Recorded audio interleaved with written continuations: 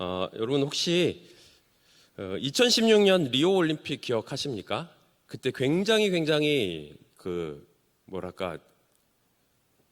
방송에도 많이 나오는 그런 한 펜싱 선수를 이렇게 많이 TV에서 보여줬거든요. 네, 우리 중고청 아이들은 2016년도에 무슨 일이 있었지? 약간 난 태어나긴 했나? 약간 이런 표정이신 것 같은데, 네. 그런 일이 있었어요. 왜 올림픽이란 걸 했더라고요. 리오에서. 네. 그때 혹시 박상영 선수 혹시 기억하시나요? 에페 경기입니다. 펜싱 선수 중에 에페 경기입니다. 결승전까지 올랐고 점수는 11대 14로 뒤쳐져 있었습니다. 경기 특성상 서로가 서로에게 한 점씩만 줘도 12대 15로 경기는 질 수밖에 없는, 그러니까 끝까지 몰려있는 상황이었습니다. 그리고 잠시 작전 타임이 돌입하게 되었죠. 그때 한 카메라가 이 선수를 비춥니다. 그리고 이 선수는 허공을 바라보며 뭐라고 합니까? 할 수 있다, 할 수 있다, 할 수 있다. 아니, 서로 한 점씩만 주고받아도요 경기는 지는 거예요. 나는 지금 11점이고 상대방은 14점이라 내가 한 점만 뺏겨도 이길 수가 없는 경기입니다. 끝까지 몰렸습니다. 그 누가 봐도, 심지어 응원하고 있는 한국 사람도 끝났다라고 생각할 수 있는 상황입니다. 그런데 이 선수는 끝까지 할 수 있다, 할 수 있다, 할 수 있다, 마음을 다 잡는 거죠. 그리고 결과는 우리가 다 알다시피 역전입니다. 한 점 따라갔습니다.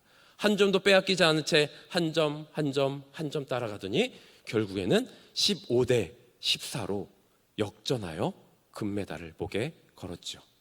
당시 많은 사람들이, 우리나라 사람뿐만 아니라 그 경기를 봤었던, 그리고 후에 봤었던 모든 사람들이 감동을 경험하고 많은 매체에서 그것들을 계속 보여주면서 참 감격스러운 그 장면을 오랫도록 회상했던 것 같습니다.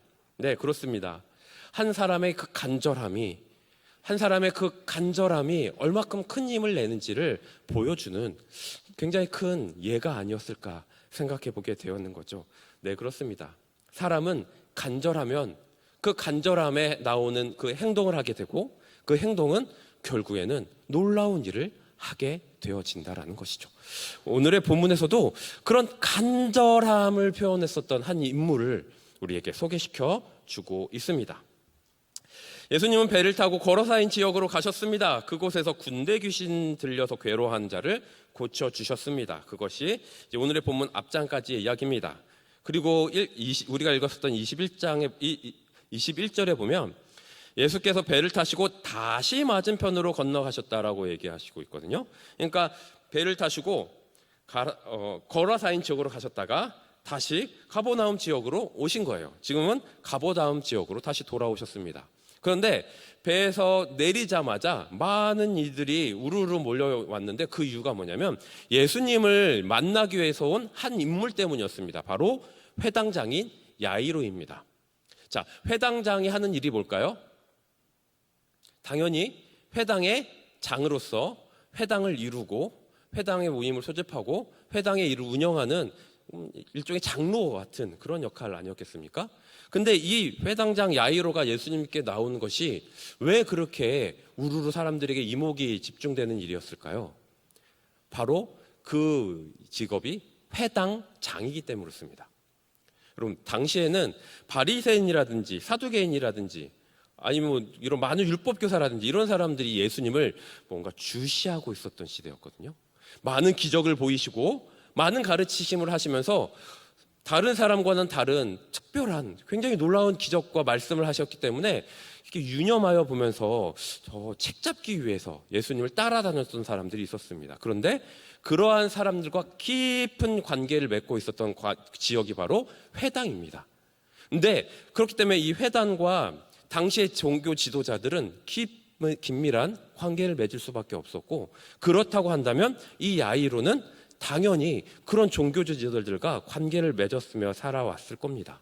그런데 내가 가깝게 지내던 이 종교 제자들이 경계하고 있는 예수란 분이 왔다고 했으면 당연히 회당장으로서 저 예수님이란 분, 예수란 사람 이 지역에서 무슨 일을 하려고 하면서 주의를 깊게 그렇게 봐야 되지 맞는 건데, 지금 오늘의 본문에서 뭐라고 얘기하냐면 22절에 보니까 회당장 중에 하나인 야이로라는 이가 와서 예수를 보고 발 아래 엎드려 간곡히 구하여 이르되 라고 되어 있어요.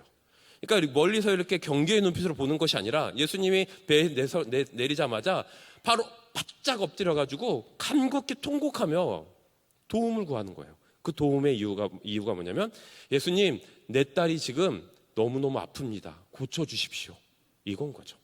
그러니까 너무 갈급하니까 자신의 체면 내려놓고, 자신의 이익관계 내려놓고, 그것을 도와주실 수밖에 없는 예수님이란 분 앞에 바짝 엎드린 거죠. 그러니까 이 많은 사람들이, 그 관계를 알고 있던 당시에 가버나움의 많은 사람들이 신기한 거예요. 그래서 우르르 몰려 있었던 거죠. 그래서 24절에 보면은 이에 그와 함께 갈새 큰 무리가 따라가며 에워싸 밀더라 되어 있는 거죠. 그러니까 이것이 그냥 예수님이란 분이 어떠한 사람을 도와주기 위해서 간다, 이것이 아니라 이 당시에 많은 사람들이 야이로란 사람과 예수란 사람이 함께 가는 것을 보면서 굉장히 흥미롭고 때로는 아이러니한 그러한 시선으로 많은 사람들이 몰려 있는 거죠. 이렇게 많은 사람들이 몰려 있었던 것은 이 이유 때문이지, 예수님을 향해서 예수님을 어떻게 만나고 싶고 경험하고 싶고 도움이 필요하고 가르침을 얻고 이런 이유가 아니라 단지 이 장면이 희한한 장면이기 때문에, 야이로라는 사람과 예수님이 함께 가실새, 그런 이유 때문에 많은 사람들이 몰려 있었던 거죠. 이러한 상황 속에서 우리가 봐야 될 한 인물이 등장합니다. 바로 12해를 혈루증으로 알아온 한 여인입니다. 오늘 이 여인을 중심으로 같이 보면서 우리의 간절함에 대해서, 그리고 그것에 대해서 예수님이 어떻게 인정하시는지, 이 한 여인, 이 상황 속에서 등장하는 이 한 여인을 관점으로 같이 말씀을 좀 봤으면 좋겠습니다. 일단 이 여인에 대해서 좀 소개를 할 필요가 있을 것 같습니다. 25절에 보면 그 여인을 소개할 때 12해를 혈루증으로 알아온 한 여인이라고 소개합니다. 이름도 얘기하지 않습니다. 당시의 여자는 그렇게 사람 취급도 하지 않는 그런 시대였기 때문에 이름조차 없어요. 그냥 12해를 혈루증으로 알아온 여인입니다. 근데 이 혈루증이란 게 무엇이냐라는 거예요. 혈루증이라는 것은 아마 레위기 15장에서 나오는 유출병과 유사한 병으로 추측이 됩니다. 그러니까 다시 말해서 몸에서 피가 흐르는 그런 병인 거죠. 그렇다 보니까 당시의 이 병은요, 굉장히 외로운 병이에요. 왜냐하면 피는 결국 부정함이거든요. 근데 계속 몸에서 피가 흐르니 그 앉았던 사람이 피의 자국이, 그가 지내왔던 것도 피의 자국이 흐르고 있기 때문에 그곳은 뭐 어떤 곳이 되는 거예요? 부정한 곳이 되는 거예요. 다시 말해서 이 여인이 지나간 모든 곳은 다 부정한 곳이 되는 거죠. 만약 그런 사람들이 지나간다고 한다면 사람들이 어떻게 대했겠습니까? 오지마, 오지마, 오지마. 나에게도 오지 말고, 우리 집에도 오지 말고, 우리 마을에도 오지 마. 멀리 했을 거예요. 마치 나병 환자처럼, 나병은 부정하기 때문에 마을에 들어가지 말고 따로 그들과의 삶 속에서 지내잖아요. 그런 것처럼 이 여인은 많은 이들 앞에 나아가기가 불가능한, 다른 사람과 대화조차 하기도 힘든 그러한 상태였을 겁니다. 근데 그러한 상태를 지금 12년 동안 그렇게 외롭게 지내왔었던 한 여인이었다는 거죠. 뿐만 아니라 26절에 보면 많은 여사에게 많은 괴로움을 받았고 가진 것도 다 허비하였다라고 되어 있어요. 모르겠습니다. 이 여인의 이전의 상황에 대해서 소개하고 있지 않기 때문에 이 여인이 뭐 얼마큼 부자였는지에 대해서는 얘기하고 있지 않지만, 중요한 것은 뭐냐면 지금 내가 이 병을 고치기 위해서 모든 수단을 다 해왔는데 실패였던 거죠. 심지어 마지막 보루로 의사에까지 내가 갖고 있는 모든 재물을 다 주어가면서 고치려고 했지만 결국에는 실패였던 거죠. 외로움 앞에 장사 없지만 더 나아가서 좌절감까지도 이 여인을 억눌렀을 겁니다.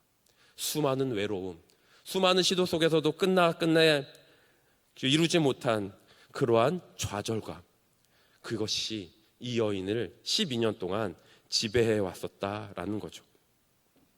얼마나 힘들었을까요? 얼마나 슬펐을까요? 그런데 이 여인에게 한 가지 소식이 들리는 겁니다. 예수님이 지나간다는 소식이죠.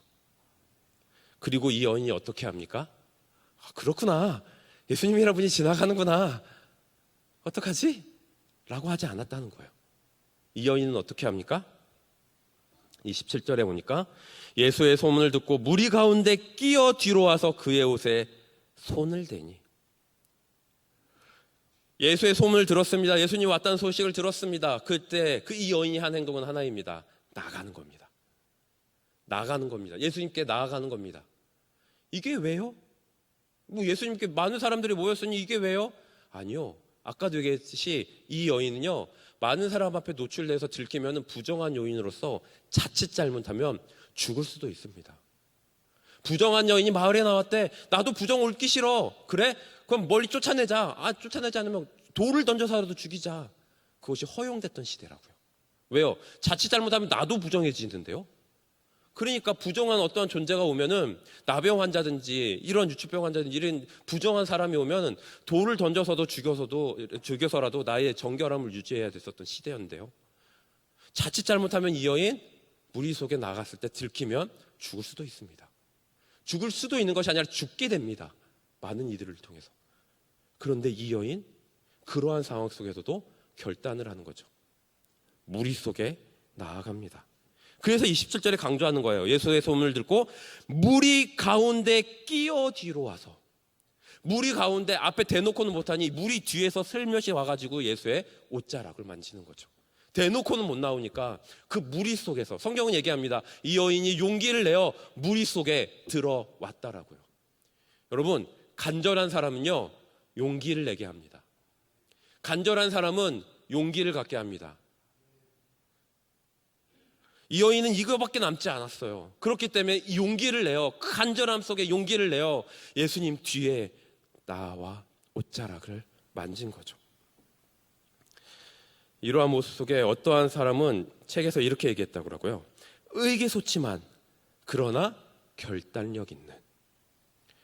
그의 삶이 얼마나 그를 눌렀으면 의기소침해지고 눌리고 슬프고 좌절되고 그러한 인생 속에 살아갔던 그 여인이 그 간절함 속에 결단력을 가지고 용기를 가지고 주님 앞에 나아오게 되었다라는 거죠.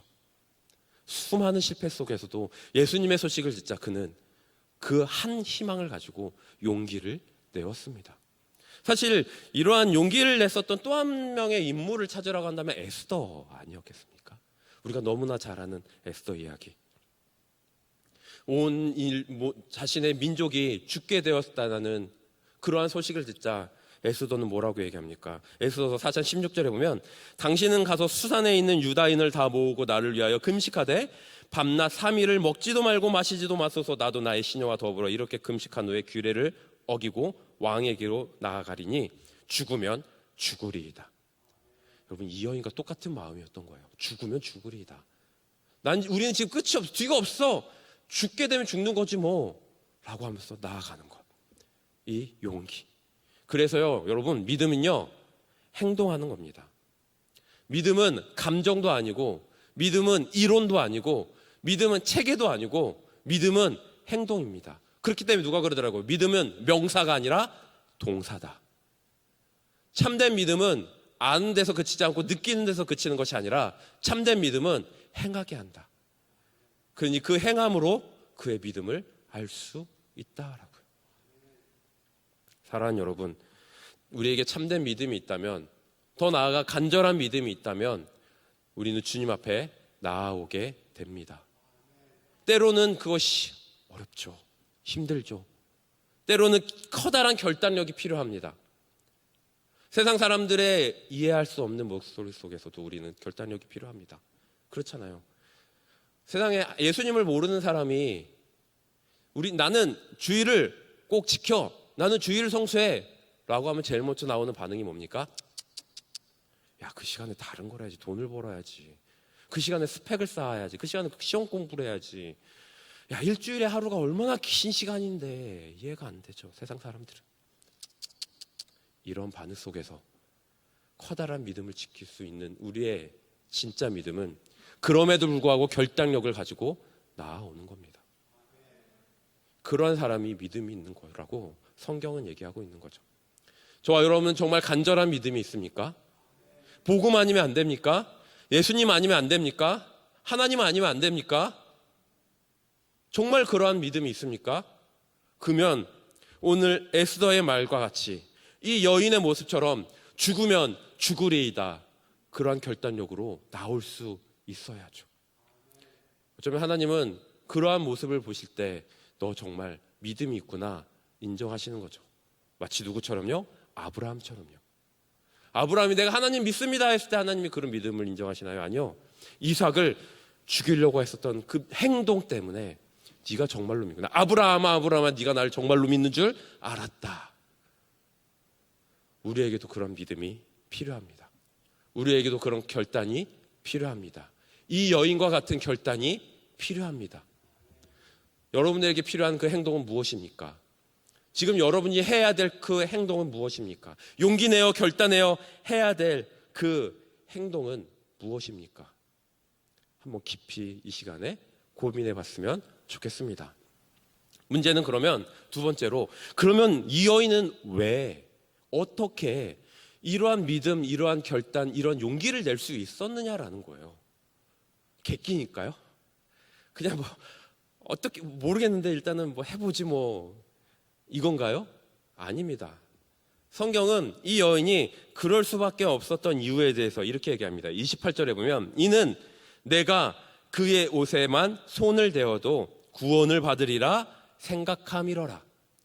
이 여인은 분명히 알았습니다. 예수님의 옷에 손만 대면 난 나을 거야. 분명하게 알았던 거죠. 확신했던 거죠.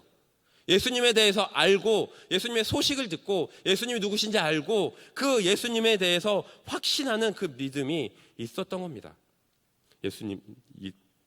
이 여인은 예수님에 대해서 알았습니다.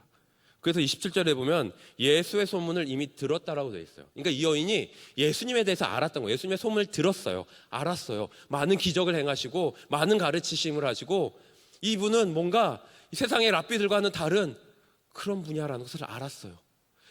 예수님의 소식을 알고 예수님이 누구신지를 알았기 때문에 결단할 수 있었던 거죠. 그렇기 때문에 이 예수님은 나도 고치실 수 있어. 이 여인은 예수님에 대해서 분명하게 알았다는 겁니다. 이스라엘을 출애굽시킨 이 모세. 근데 모세 사실은 하나님이 이 모세를 부르시고 다시 애굽으로 가라고 하시잖아요. 근데 이 모세가 뭐라고 합니까? 네, 하나님, 저 애굽으로 갈게요. 하나님 말씀하시니 제가 가겠습니다. 이러나요? 아닙니다. 모세는 5번이나 거부해요. 5번이나 지금 보낼 만할 때를 보내십시오. 전 말도 못하고 5번이나 거부합니다. 마지막에 하나님이 뭐라고 이 모세가 하나님께 뭐라고 하냐면, 하나님, 내가 간다고 쳐요. 이스라엘 많은 사람들이 너 누가 보내서 일로 왔어? 라고 하면 저 뭐라고 대답해야 돼요? 저 잘 몰라요. 그때 하나님이 모세에게 뭐라고 하시냐면 출애굽기 3장 14절 15절에 보면 하나님이 모세에게 이르시되 나는 스스로 있는 자이니라. 또 이르시되 너는 이스라엘 자손에게 이같이 이르기를 스스로 있는 자가 나를 너희에게 보내셨다 하라.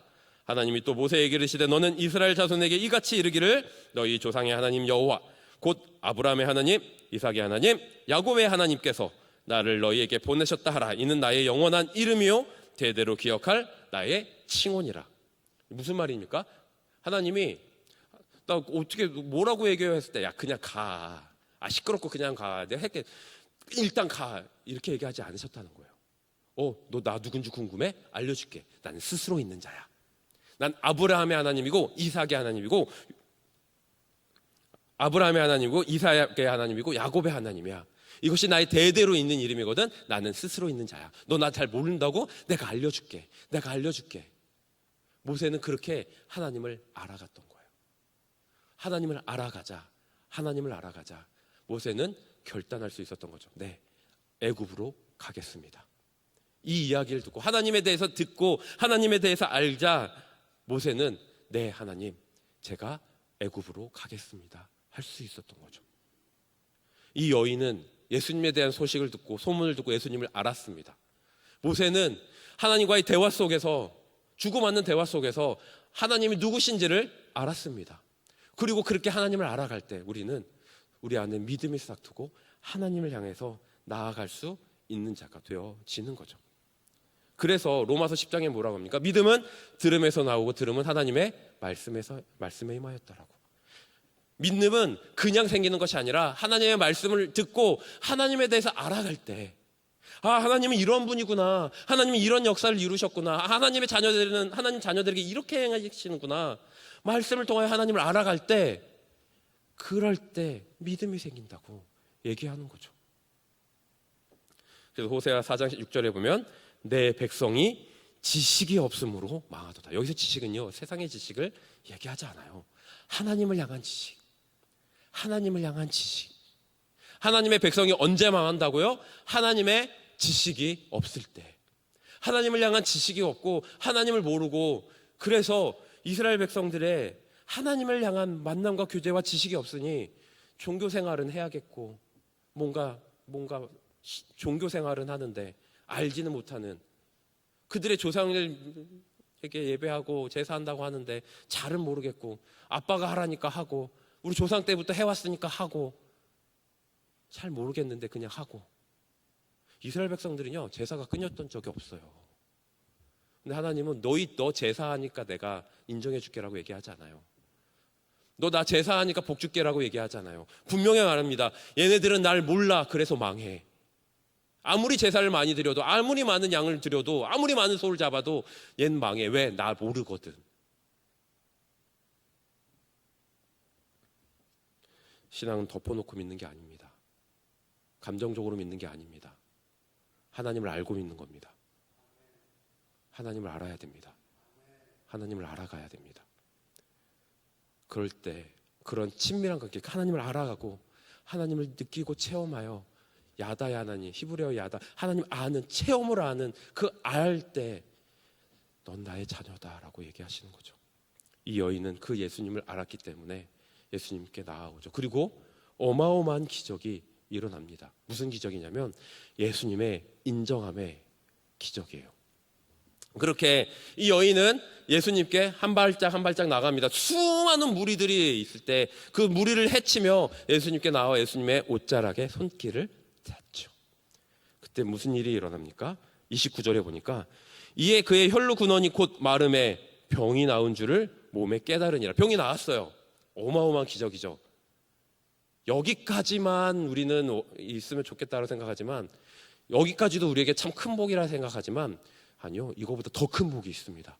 뭐냐면요, 30절에 보니까 이 이야기가 여기서 그치는 것이 아니라 30절에 보니까 예수께서 그 능력이 자기에게서 나간 줄을 곧 스스로 아시고 무리 가운데서 돌이켜 말씀하시되 누가 내 옷에 손을 대었느냐 하시니, 예수님이 아신 거예요. 이 여인도 알았습니다. 예수님의 옷에 손을 딱 대자 내 병이 나았다는 것을 이 여인도 알았어요. 근데 이 여인만 안 것이 아니라 예수님도 아는 거예요. 누가 내 옷에 손을 댔네? 누가 나에게서 이 기적이 일어났네? 그리고 무슨 일이 일어납니까?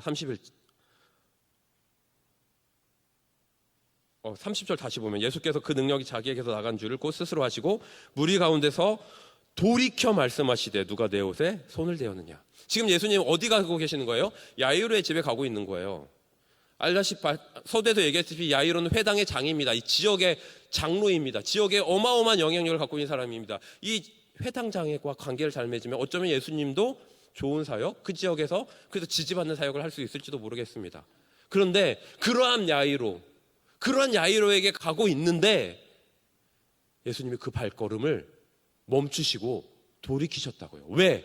한 여인의 손길 때문에. 이 손길이 왜요? 그럴 수도 있죠. 아니요.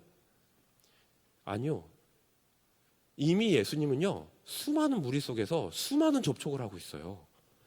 그래서 31절에 얘기하는 거예요. 제자들이 여짜오되 무리가 에워싸 미는 것을 보시며 누가 내게 손을 대었냐고 물으시나이까. 제자들도 이해가 안 되는 거죠. 지금요, 예수님 혼자 가는 것이 아니라, 예수님과 제자들만 가는 것이 아니라 수많은 무리가 모여서 희한한 그 장면을 보기 위해 수많은 무리들이 같이 가고 있어요. 이미 100명도 넘게 예수님의 옷자락을 스치면서 걸어가고 있다고요. 그런데 예수님, 누가 내 옷자락을 만졌냐고요? 예수님, 저도 만졌어요. 지금 저도요. 이렇게 사람이 많은데, 지금 예수님과 동행하며 예수님과 함께하는 사람이 이렇게 많은데 누가 내 옷을 만졌냐면서요. 저도 지금 만지고 있는걸요? 왜 이러세요? 가세요. 가던 길 갑시다, 예수님. 이 얘기인 거예요, 지금. 근데 아니요. 예수님은 멈춰서서 찾으십니다. 이 접촉과는 다른 접촉이 있었어. 이 만남, 이 접촉, 이 스침과는 다른 스침이 있었어. 난 찾아야겠어. 주위를 둘러보시는 거죠. 그 걸음을 멈추시고 찾으시는 거예요. 그때 32절에부터의 말씀을 보면 이렇게 얘기하죠. 예수께서 이 일을 행한 여자를 보려고 둘러보시니 여자가 자기에게 이루어진 일을 알고 두려워하여 떨며 와서 그 앞에 엎드려 모든 사실을 여쭈었다라고요. 예수님 찾으십니다. 누가 내 옷 손댔어? 누구야? 그때 여인이 나와서 얘기합니까? 자신인 걸 아는 거죠. 그래서 자신을 오픈한 겁니다. 전 이런 부정한 여인이었는데 예수님의 옷자락 달면 나을 줄 알고요. 죄송해요. 지금 그러면 안 되는 거 아는데요. 너무 간절해서 나올 수밖에 없어서 죄송합니다. 저 어떻게 죽이실 거 아니죠? 어떻게 지금 두려워가지고 나왔어요. 그때 예수님이 뭐라고 하십니까? 예수께서 이르시되 딸아 내 믿음이 너를 구원하였으니 평안히 가라. 내 병에서 놓여 건강할지어다. 이 여인은 책망 들을 줄 알았습니다. 징계받을 줄 알았습니다. 그런데 도리어 예수님은 잘하였다. 너의 육체뿐만 아니라 네가 지금 구원을 받았다라고 얘기하는 거죠. 사랑하는 여러분, 이런 참 어처구니 없는 이 예수님의 이야기는요, 우리의 이야기가 되어야 합니다. 예수님은 당시에 지금 상황 속에서 경험하는 수많은 접촉에는 관심을 갖지 않으셨어요. 이미 수많은 접촉을 하였는데 거기는 관심조차 갖지 않으셨어요. 예수님의 관심은 단 한 여인의 손길이었습니다. 간절함을 가지고 예수님께 나왔었던 그 한 여인의 손길. 그 손길이 예수님의 발걸음을 멈추게 하였고, 그 손길이 예수님을 둘러보게 하였고, 그 손길이 예수님의 관심을 가져간 거예요. 우리의 예배는 어떤가요? 지금 여기에 정말 많은 분, 전 이게 강대상에 올라오는데 너무 마음이 좋더라고요. 이렇게 많은 분들이 모일 수 있는데 너무 좋아요. 이렇게 모일 수 있는 우리 강성교회 너무 좋습니다. 그런데요, 많이 모이기만 하면 뭐합니까? 어쩌면 이 속에서도, 이 많은 인물들 속에서도, 많은 모임 속에서도 이 많은 무리들의 접촉과 같은 접촉으로 우리가 서 있다고 한다면 예수님의 발걸음을 멈출 수 없습니다. 저와 여러분은 이 여인의 손길이 되어야 되지 않을까요? 수많은 사람들이 모여 수많은 예배를 하는데 예수님의 관심을 끌 수 없는 예배라고 한다면 그 예배가 도대체 무슨 의미가 있겠어요? 예수님은 당시에 많은 사람들에게 관심조차 주지 않으셨어요. 신경조차 쓰지 않으셨어요. 그런데 그 한 여인만 달랐다는 거죠. 그 간절함을 가지고 나온 그 한 여인만 달랐다는 거죠. 저와 여러분의 예배는 예수님의 발걸음을 멈출 수 있는 예배입니까? 저와 여러분의 예배는 정말 간절함으로 나와 가시는 예수님의 발걸음을 멈춰 세워, 너 정말 간절함으로 날 찾는구나, 너 정말 간절함으로 나를 원하는구나, 너 정말 참된 예배자구나, 그러한 예수님의 발걸음을 세워 인정함 받는 그러한 예배자입니까?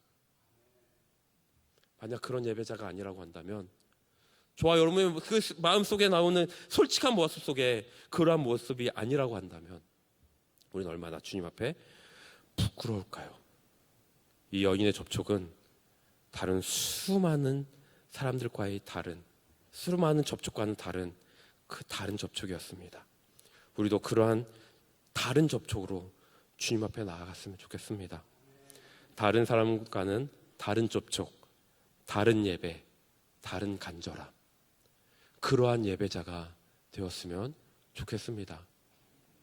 사랑하는 여러분, 껍데기에 집중하지 마십시오. 껍데기에 집중하지 마십시오. 우리가 회복되어야 될 것은 우리의 내면입니다. 진짜 실력은 위기 속에 나타난다고 하죠. 진짜 실력은요, 평상시에는 모르지만 위기가 닥치면 나타납니다. 위기의 상황 속에서 실력을 발휘할 수 있어야 진짜 실력이죠. 많은 이들이 코로나로 인하여 예배가 텅텅 비어간다라고 얘기합니다. 정말로 그럴까요? 아니요. 코로나란 위기 속에서도 진짜 간절함의 예배자는 그 예배자를 지키는 거죠. 코로나가 문제가 아니었습니다. 우리가 하나님이 원하시는 예배자가 아니었던 것 뿐이죠. 간절하지 않았었던 예배자였을 뿐이죠. 교회가 힘들다고 얘기합니다. 아니요. 저번에도 얘기했듯이 교회가 위기가 아니었던 적은 없습니다. 초대교회 때부터 지금까지 교회가 평탄하고 위기가 아니었던 적이 있습니까? 언제나 교회는 위기였습니다. 여러 가지 이유 속에 여러 가지 교회가 항상 위기를 경험합니다. 문제는 그 위기 속에서 실력을 발휘할 수 있느냐 없느냐가 문제죠. 그 위기 속에서 참된 믿음으로 주님 앞에 나올 수 있느냐 없느냐의 문제죠. 이 여인처럼 위기 속에서도 예수님 한 분만 바라보며 예수님 한 분만 의지하며 결단하며 나올 수 있느냐 없느냐의 문제죠. 그리고 그런 다른 간절함으로 다른 접촉으로 주님 앞에 나오는 그런 간절함의 예배자가 있느냐 없느냐의 문제죠. 상황이요? 아니요. 중요하지 않습니다. 그 상황에 눌리시는 하나님이십니까? 우리가 믿는 하나님은 그 정도밖에 안 되십니까? 위기 상황에서 어쩔 줄 몰라 하신 예수님입니까? 우리가 인정하는 예수님은 그 정도밖에 안 되십니까? 아닙니다. 이 여인의 고백처럼 옷깃만 스쳐도 모든 문제를 해결하실 수 있는 그런 분이 예수님입니다. 우린 더더욱 우리의 마음을 다잡고 기도의 자리에, 예배의 자리에, 하나님을 부르는 자리에 나아가야 하는 거죠. 형식에 집중하는 것이 아니라, 껍데기에 집중하는 것이 아니라 왜 내면을 가꾼 채 주님 앞에 나오는 자. 아니, 예배 순서가 좀 그러면 어때요? 우리의 마음이 주님을 바라보는 건데요. 찬양의 모습이, 찬양의 형태가 나랑 좀 어색하면 어때요? 그 속에서도 참된 믿음의 고백으로 주님 앞에 나오면 그건 다 하나님이 받으시는데요. 찬양의 숫자가 중요한 것이 아니라, 찬양의 유형이 중요한 것이 아니라, 그 고백 하나하나를 나의 믿음의 고백으로, 다른 사람과는 다른 참된 믿음의 고백으로 주님을 부를 수 있느냐 없느냐, 그게 문제죠. 아니, 어떻게 이런 예배를 드리고 이런 찬양을 하고 불경하게 막. 에서를 만나기 전 야복강 나루에서 씨름하여 이겨 이스라엘이라고 새로운 이름을 얻었었던 야곱. 자신의 문제를 주님 앞에 나와 간절함으로 부르짖었던 한나의 기도. 죽음의 문 앞에서 얼굴을 벽에 대고 간절하게 기도함으로 생명 연장을 받았었던 히스기야. 이외 많은 믿음의 선진들은 자신의 간절함을 가지고 세상 사람들과는 다른 접촉을 주님 앞에, 하나님 앞에 끊임없이 해왔던 사람입니다. 그리고 그때 기적이 일어나는 거죠. 전 저와 여러분이 그러한 주님의 기적을 체험하는 예배자가 되었으면 좋겠습니다. 이 시간 이 자리에 우리가 다시 한번 결단하며 주 앞에 나아갔으면 좋겠습니다. 특별히 우리 중고청 학생들, 청년들이 있는데요. 전 결단합니다. 저는 정말 소원합니다. 전 여러분들의 믿음이 세상의 많은 사람들과는 다른 믿음이었으면 좋겠고요. 다른 모습이었으면 좋겠습니다. 하나님이 인정하실 만한 믿음으로 주님 앞에 나아가십시오. 적당히 타협하는, 적당히 타협하며, 아니요. 하나님을 먼저 알아가시고 그 믿음의 분량 속에 바르게 고백하시고 바르게 고백한 그 모습대로 살아가십시오. 그럴 때 하나님은 여러분들의 인생을 책임집니다. 하나님이 책임질 수 있는 그런 고백을, 하나님의 기적을 경험하게끔 하는 그러한 고백을, 그러한 모습을, 그러한 접촉을 하나님께 하십시오. 그럴 때 하나님이 책임지십니다. 말씀을 정리하죠. 기도 많이 하려고 했는데 설교가 길어버렸네요. 어떡해요. 20분에서 30분만 하라고 했는데 길어져 버렸네. 죄송합니다. 그대가 은혜가 됐죠? 아니면 할 수 없고요.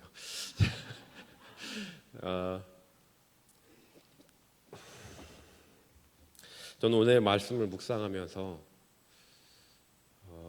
우리 강성교회가 다시금 다잡아야 될 것이 무엇인지 나누었으면 좋겠다는 생각을 하게 되었습니다. 체계가 교회가 아니고요. 건물이 교회가 아니고요. 하나님을, 예수님을 바르게 신앙 고백한 그 사람들의 모임. 예수님이 누구신지 알고 바르게 신앙 고백하고, 그렇기 때문에 나의 모든 것을 주님 앞에 드리겠다 고백한 그 사람들의 모임이 교회입니다. 저는 우리 강성교회가 그런 교회가 되었으면 좋겠고, 그렇기 때문에 그러한 사람들이 모였기 때문에 드릴 수 있는 진정한 예배를 주님 앞에 드리는 저와 여러분이 되었으면 좋겠습니다. 우리 찬양하고 기도하죠. 우리 아까 고백했었던 찬양입니다.